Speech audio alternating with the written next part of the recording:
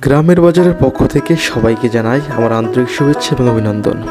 আজকে আমরা কথা বলবো বাঙালির আবেগ খেজুরের গুড় নিয়ে।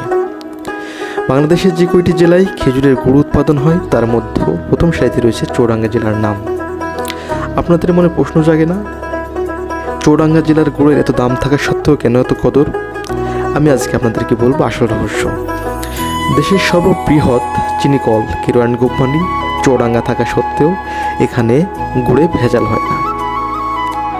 এবং দ্বিতীয়টি হচ্ছে গ্রেডিং সিস্টেম। প্রথম গ্রেডের যে রস, যেটাকে বলা হয় জিরান রস, সেটা থেকে আমরা পাই দানা গুড় এবং বীজ গুড়।